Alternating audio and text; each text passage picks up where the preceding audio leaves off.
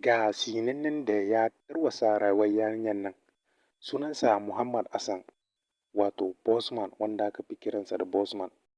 Ɗan jihar Kano ne, a jihar Kano yake.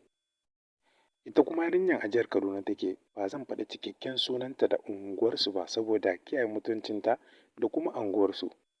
Bosman ya haɗu da yarinyar nan ta sanadin media, ya fara neman ta da sunan soyayya, ya yaudare ta da cewa zai aure ta, ya bi ta Kaduna ya kama hotel, ya fara raba ta da budurcinta. Shi ne mutum na farko da ya fara aikata aikin alfasha da ita. Wannan bidiyo na tsiraici da ke yaɗuwa ya kai shekara guda da yinsa. Bayan ya gama lalata rayuwar yarinyar nan, sai ce gaskiya shi ba zai aure ta ba.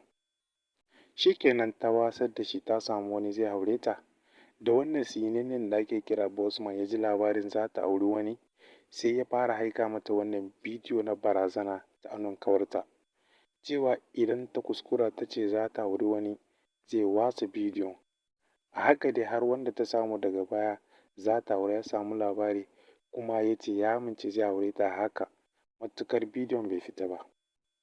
Ana haka yanzu saura wata ɗaya a ɗaura mata aure, to da wancan tsinannen ya ji labari, sai ya saki bidiyonta a media don ya hana ta aure, ya kuma tarwatsa mata rayuwa.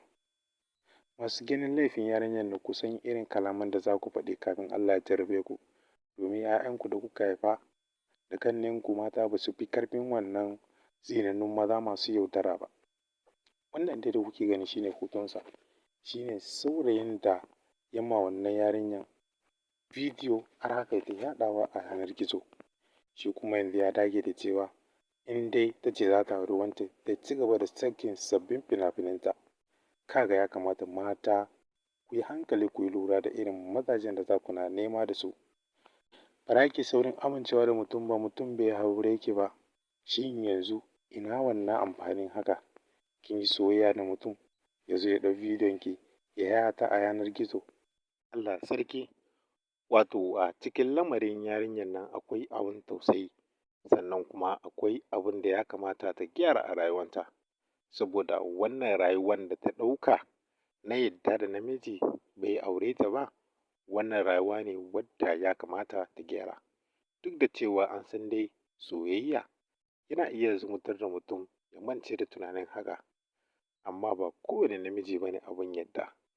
Ya kamata wannan ya zama darasi ga sauran mata wanda suka ɗauki soyayya kamar ransu. Wato duk son da namiji yake miki in ba aurenki ya yi ba, kar ki yadda ki aminta da shi. Duba irin waɗannan abin da ya faru. Sun faru kala-kala, ba wai iya kanta ba, ba a iya kanta aka soma irin waɗannan abubuwa ba.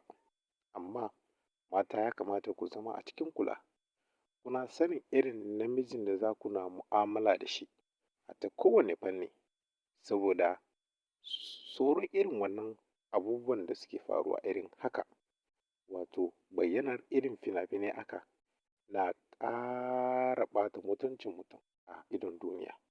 Yanzu duba da irin kukan da yarinyar nan take sha game da wannan fitowar bidiyo. Ta ja Allah ya isa, ta ce ta ja ma iyayenta abin kunya, ta ja ma 'yan unguwarsu da zuriyarsu abin kunya.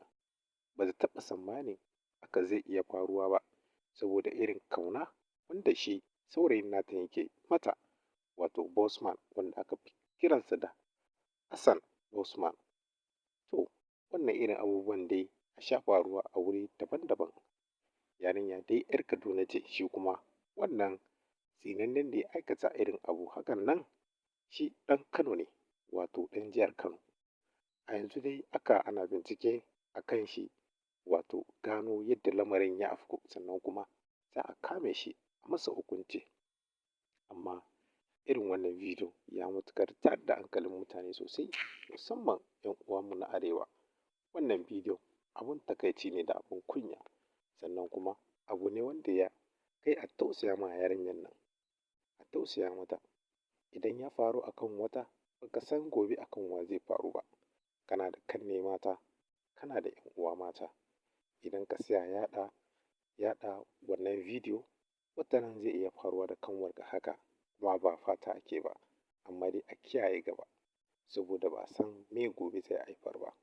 Irin wannan haka bai kamata kamata a ce a yi saurin yayatawa a yanar gizo ba, musamman maza da wasu gurɓatattun mata masu son abubuwan da ya shafi abubuwan batsa.